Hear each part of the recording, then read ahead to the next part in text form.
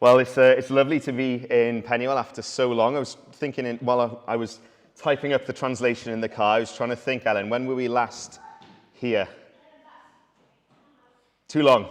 It's been too long since we've seen you, but it is lovely to be able to spend the evening with brothers and sisters in Christ. In Gomer, our church in Swansea, we read Psalm 119, verse 33 before we turn to the words. Teach me, Lord, the way of your decrees, that I may follow it to the end. And that is our prayer this evening, that it is the Lord that would teach us tonight, that his Holy Spirit would be at work in us as we come to the word. Well, over the summer in Swansea, over the 6 weeks of our summer holidays, we've decided to do a summerly breezy series going through the book of Judges. 6 major judges, 6 weeks. We thought, it's great, it fits. It's been an intense few weeks so far. But tonight we are going to be looking at the book of Judges. And whilst preparing this sermon a couple of weeks ago for our church in Swansea, I found it quite difficult to know where to start. How do you introduce the book of Judges to a church that in its 12-year lifespan has never studied it before? How do you go about that task? Well, it is a book that needs some introduction before we jump into the details of the narrative that I want us to consider tonight. Why so? Well, because the book of Judges is intense. It is a book filled with violence, full of Israel's disobedience as a nation, full of killing and murder and immorality of the most depraved kind. It is an intense book. And considering this, there are some preliminary comments that need to be made before we delve into the text. Firstly, the Bible is God's word. It is God's living word, alive and active. Sometimes God's word is prescriptive. Sometimes God's word is descriptive. This means sometimes God's word tells us this is what happened, or this is what people did, while sometimes God's word tells us what should happen, or what we should do. Prescriptive and descriptive. Think of a trip to the doctor. You describe your symptoms, you lay down the facts of a situation, however bleak it is, and the doctor then tells you, well, this is what you should do. He prescribes your medicine. This is what you should take. And there's a big difference between prescriptive writing in the Bible, you should do this, and descriptive writing, this is what happened. Take Abraham's story, for example. Taking Hagar as a second wife to all intents and purposes. That happened factually, historically, and so the Bible tells us about it. The Bible doesn't try and hide the sins of the people it tells us about. But does the Bible prescribe that as a model for marriage? Not at all. One man and one woman. And if any man here seeks to take a second wife and seeks to use Abraham's actions as justification, well, I'm afraid, sir, you have misunderstood the text. You have, in fact, twisted the text. Abraham's story is one example among many in the Bible where we are given description, not prescription. The Bible is full of histories which must be interpreted properly. We must ask, is what we are reading descriptive? Is it prescriptive? Or perhaps a third category of text, something that was once prescriptive but has since been fulfilled in Christ, such as Israel's civil law. Now, perhaps we are asking at this point, why is he starting here?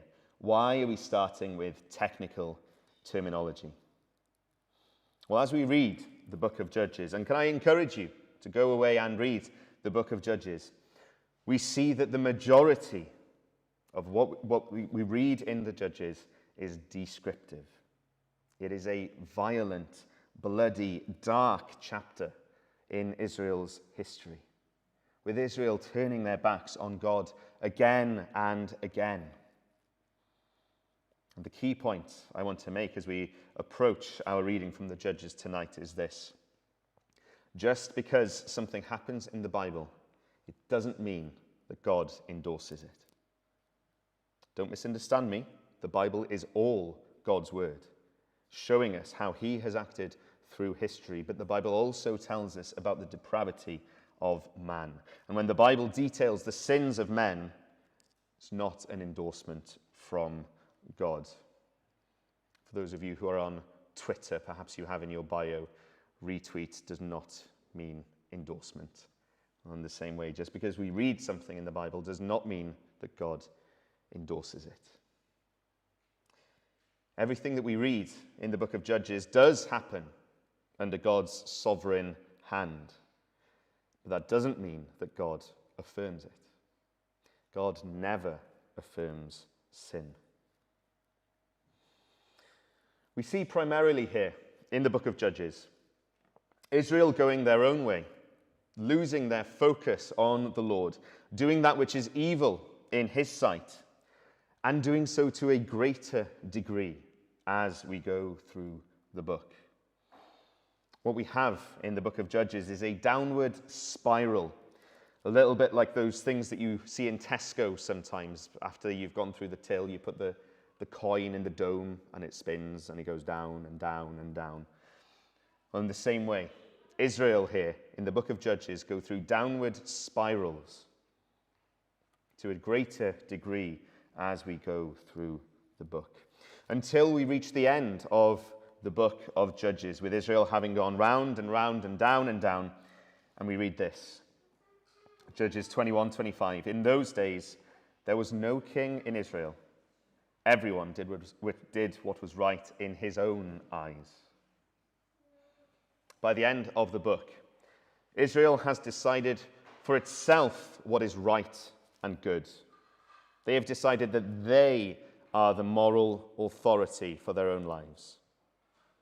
And since that time, people haven't changed. Similar to what we see in Genesis, after Adam and Eve are banished from Eden, mankind goes from bad to worse so quickly. Within one generation of the fall, brother murders brother. Within a few generations, the nations are building walls to prepare for war. In a similar downward spiral of sin, we see the Israel that takes hold of the land of promise going from bad to worse, from generation to generation. The book of Judges is a story of Israel gradually and cyclically distancing themselves from God, and God letting them deal with the consequences of their sin. And yet, God never leaves them entirely. Throughout the story, God raises judges in Israel. He fills them with his Holy Spirit to empower them to perform astonishing actions to deliver Israel, through which Israel is granted a reprieve and peace. And they are reminded of who God is, their deliverer. Israel are God's people, the people from whom the Messiah will come at this point in history. And so God intervenes so as to deliver his people from their trouble. And yet, every time God raises a judge in Israel, after a period of peace, Israel turns its back again. We see this cycle over and over. Israel turns its back. They get themselves into trouble. They call out to the Lord. God shows compassion. He raises a judge. The nation experiences peace before again turning their backs on him. And every time this cycle happens, the sin gets worse.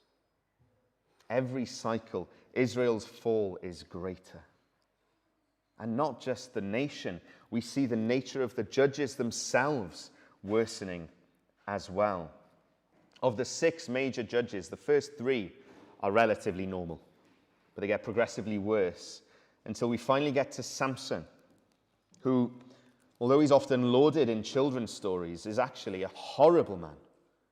Samson is a horrible fellow, not the kind of man any of us perhaps would choose to deliver Israel.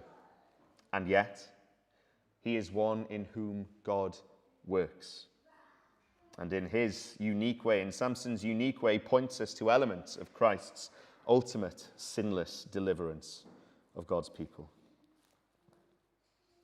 The key point to make as we introduce our reading tonight is that although Israel goes through these cycles of rebellion, God is always there should they call on him. God waits faithfully despite the infidelity of his people, to save and deliver them should they call on his name and repent of their sin. God's faithfulness is unchanging. He is totally faithful to his word, even when people are at our worst. And here is a first comfort to us, perhaps. Perhaps you have at times found yourselves in a cycle of sin that seems inescapable. Perhaps you find at times the flesh, the old man prevails. In the words of the Second London Baptist Confession of Faith when talking about sanctification. In this war, the desires of the flesh against the spirit and the spirit against the flesh, the remaining corruption may greatly prevail for a time. Perhaps you have found in your lives that corruption has prevailed for a time. Even then, God is faithful. God remains faithful despite the depths of our rebellion and our depravity. We're going to turn to our text now. The first major judge we meet is a man named Othniel. And it is Othniel's story that I want to concentrate on for the remainder of our time today. We read from chapter 3 of the book of Judges, verses 7 to 11. If you have a Bible, please turn to the reading. Judges chapter 3, verses 7 to 11.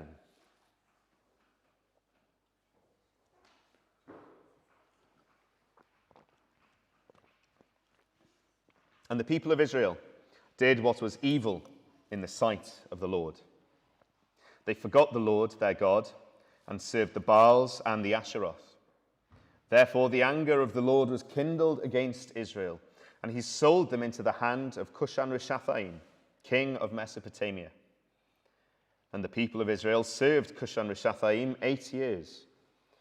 But when the people of Israel cried out to the Lord raised up a deliverer for the people of Israel, who saved them. Othniel, the son of Kenaz, Caleb's younger brother. The Spirit of the Lord was upon him, and he judged Israel. He went out to war, and the Lord gave Cushan-Rishathaim, king of Mesopotamia, into his hand. And his hand prevailed over Cushan-Rishathaim. So the land had rest 40 years. Then Othniel, the son of Kenaz, died. We thank God for his word.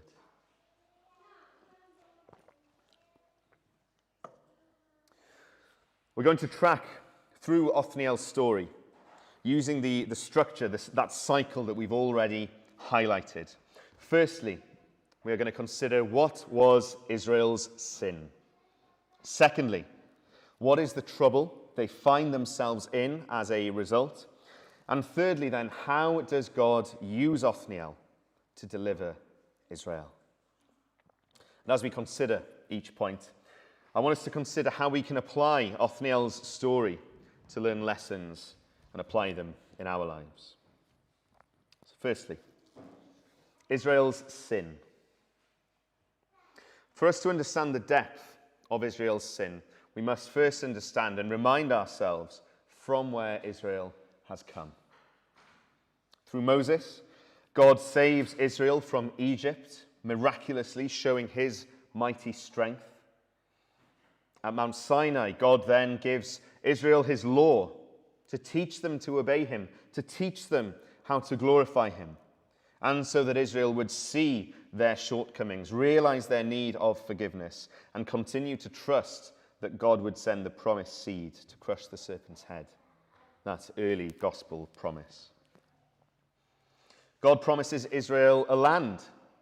And although, due to their unfaithfulness, there is a generational delay between them receiving the promise and inheriting the land, God goes with Israel, providing for them. Eventually, they reach the promised land. God gives them strength and indeed commands Israel to drive out the pagan nations which inhabit the land of promise. Now, perhaps to our modern ears, with our modern sensibilities, this sounds harsh. But remind yourselves that these nations around Israel are ones which worship terrible false gods. Gods like Baal. Nations who give their own children in sacrifice to these false gods. God commands Israel, drive out these nations so that Israel are not drawn to their false religion. And so Israel goes forth. They take possession of the land, and yet they fail to drive out the nations. They fail in a military sense, but they also fail in a moral sense. In their hypocrisy, Israel, although having been saved from slavery in Egypt themselves, decide to take from the nations around them slaves. And in that sin, in that hypocrisy, they take into their midst foreign gods and pagan worship. Israel are drawn towards these false gods that the nations around them worship. And their knowledge of God is polluted and spoiled by the false religion of the nations that they have swallowed in rather than driven out. Now, in thinking about these false gods and these false religions, it's important for us to note something about the false religion that Israel has swallowed up. The Canaanites, the Moabites, the other Semitic nations around Israel believe in a supreme God. The name they used for this God was El, like the El the Israelites used, the El that we hear in El Shaddai, Elohim, Daniel, the same El. Their problem was all the other gods that they believed in too. The goddess Asherah, the wife of El. The god Baal, to some of those nations, the son of El. A polytheistic system, which was very similar to the Greek and Roman polytheism, which would abound later. Now, this maybe sounds a little bit disconnected, so let's try and make this real. Consider a discussion between an Israelite master and a Canaanite or a Moabite slave. The Israelite says, "I believe in Yahweh, El, the supreme God." And the slave answers, "Oh yeah, well, I believe in that God too. But let me tell you about these other gods. Let me tell you about this other stuff that maybe you haven't learnt about yet. This other stuff that you don't know about. Let me broaden your understanding of who God and the gods are."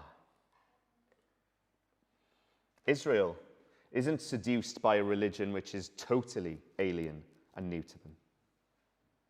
Israel is seduced and led astray by lies about God, which ultimately mean that they are worshipping an idol. A transition that happens gradually on the surface. Accepting one lie here, believing another lie there, compromising on this, and yet, step by step, they walk into a twisted idolatry. Heresy and apostasy don't spring upon someone at once. It's a gradual path against which we must be watchful. Think about how twisted the religion the Israelites accept is. Where the true God, where the living God of the Bible gives himself for us in the person of Jesus Christ the Son, those who worship Baal give their own children as sacrifices to appease their idols. It's terrible, it's horrifying. But these are the gods that Israel have decided to turn to. What does it say about the hearts of men? That these savage ideas, these terrible false gods, are the ones that draw us away from the true God who is gracious and merciful. Man has a rotten heart. Now, there is a parallel between what we see happening here with Israel and something that so often happens in the church and has happened throughout the history of the church. Although we have experienced God's grace, although we've experienced the forgiveness of sins through Christ's redeeming work, dying on the cross in our place, like Israel, we can so easily be drawn to ideas around us that perhaps don't feel totally alien to Christianity, and yet are lies about God. When we tell ourselves lies to justify sin in our lives, those lies are often not totally alien things. Rather, the lies we tell ourselves are often corruptions of biblical truth that we use to try and vindicate our failings. If Israel was surrounded by Baal and Asherah worship, well, we are surrounded not by the worship of personified false deities, but rather the idols of the human heart, those idols that have been taken out of the human heart and lifted and put on pedestals, being our own authority on the things of God, defining for ourselves that which is moral and that which is bad, defining for ourselves the meaning of love, following our dreams and our will for our lives. Morality, love, a will for our lives, these aren't alien concepts to Christianity. But we believe a lie. We make an idol of ourselves when we find the meaning of those things in ourselves and not in the Lord. As a church, as a universal church, we, and as a church here in Carmarthen, you are called to be in the world, to go to those around us in Carmarthen, preaching, proclaiming the gospel, and witnessing to who Jesus Christ is. And yet, you must be on your guard as you do so, that worldly ideas, worldly idols around us don't dilute, change, and spoil and corrupt the true religion of the Bible. The point I want to drive home today, particularly, is this: that we need to be on guard against those things which on the surface may seem similar to Christianity, but are, in truth, lies. This is one of the reasons that Paul, in his letters in the New Testament, so often warns the churches against false teaching. He tells Titus, "This testimony is true, therefore rebuke them sharply, that they may be sound in the faith, not devoting themselves to Jewish myths and the commands of people who turn away from the truth." Paul tells the Galatian church, "I am astonished that you are so quickly deserting him who called you in the grace of Christ and are turning to a different gospel. Not that there is another one, but there are some who trouble you and want to distort the gospel of Christ." Notice that word, distort. Not something totally new, but change. "But even if we or an angel from heaven should preach to you a gospel contrary to the one we preach to you, let him be accursed." The New Testament gives such an emphasis on standing firm in the truth, because our minds, and through our minds our hearts, and through our hearts our worship, can be pulled away from God if our faith is polluted by ideas from outside of the Bible. And so consider for yourselves, which voices do you find influential? Which secular voices do you tickle your ear? Which new ideas draw your attention? Ideas that perhaps have a sprinkling of Christianity, but if you go below the surface, are in reality lies. And ask yourselves a more difficult question, a question that requires more discernment on your part. Are there any cracks in your wall where worldly ideas are seeping in without you realizing? There is only one defense against this. Turn to the Word. Pray that God would take away your preconceptions, your own personal ideas, your own beliefs, so that we can seek His voice.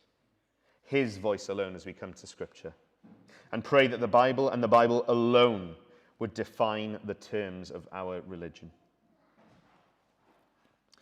Second point. We've talked about Israel's sin. We've applied it. Second point. What are the consequences of Israel's failure? What happens next after Israel is seduced by Asherah and Baal is truly heartbreaking. God quite simply gives them over to deal with the consequences of their actions. You want to worship false gods? Okay. On your head be it. I won't force you to love me. If you choose to prostitute yourselves to these false Mesopotamian gods and put yourselves under their authority, well, you can have their king for your king. Israel, we are told, is sold into the hand of Cushan-Rishathaim, the king of Mesopotamia, modern-day Iraq. And we can assume that the people of Israel were treated according to the religion that they have embraced. Their children taken as offerings to please Baal, to please pagan gods. Israel are forced to face the consequences of following the religion that they have been seduced by. We must consider here that God lets Israel go. He allows them to have to deal with the lies that they've embraced. God allows Israel to go the way they've chosen. He doesn't force them to love him. He allows them to go. And in doing so, God is disciplining Israel. Paul writes about a similar idea to the church in Rome, talking about all mankind. And since they did not see fit to acknowledge God, God gave them up to a debased mind to do what ought not to be done. They were filled with all manner of unrighteousness, evil, covetousness, malice. Israel, like all of mankind, were left to go their own way. And again, there is something for us here to apply in our own lives. When we turn our backs on God in our lives, when we as Christians rebel, and we still do, let's not pretend that we don't, when we lose our focus on the Lord Jesus, if we seek the things of the world and find ourselves mired in sin, then God is perfectly within his rights as our Father to allow us to deal with the consequences of the mess we've created for ourselves. Perhaps you remember your parents doing that for you. I can think of enough times where my parents have let me make my own mistakes, jump off a swing here, climb a tree there, only to have to deal with the consequences of my actions. God is perfectly within his rights to allow us to deal with the consequences of the mess we've created for ourselves. And if God chooses to do so, then he does so for a reason.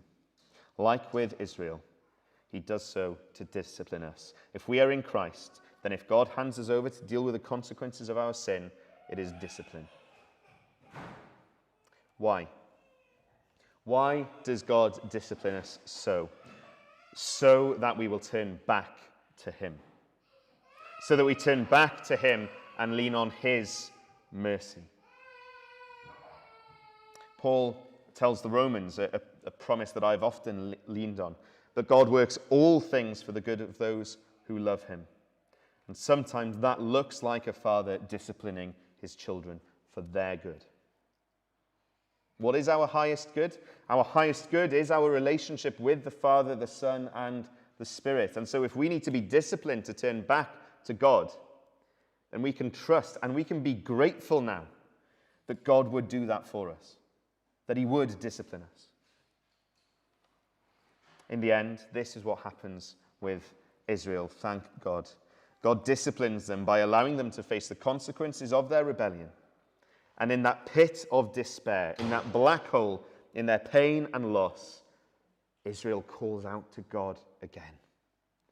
They remember him, the one who saved them from Egypt. They repent and they call out on him. And the moment Israel as a nation cries out to God, that very moment he acts to save them. The moment Israel repents, God is there waiting, ready to save. No about time, no holding off, have they learnt their lesson yet? He is ready and willing and able to pour out his mercy and grace the moment Israel turn back. We read, "But when the people of Israel cried out to the Lord raised up a deliverer for the people of Israel who saved them, Othniel, the son of Kenaz." God raises this man, Othniel, to save his people. Othniel, this sinner, this one of the people of Israel who was probably one of the ones who turned his back on God and went after the idols. God uses this man to do an extraordinary thing. We don't know loads about Othniel. We have some details from earlier in the book of Judges. But we are told that God fills Othniel with his spirit for a special work. Othniel goes to war against Cushan-Rishathaim and wins victory and peace for God's people.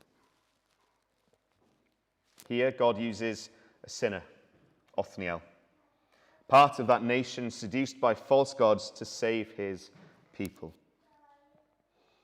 And Othniel's history points us to a greater deliverance. Othniel saving Israel points us to a greater Saviour who saves his people. Where Othniel was filled with the Spirit to go to war to save Israel, the Lord Jesus Christ was filled with the Spirit to achieve a greater salvation.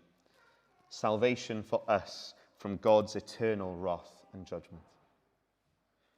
Where Othniel was part of a nation which turned their backs on God, Jesus did no such thing, perfectly holy and obedient as the Son of God.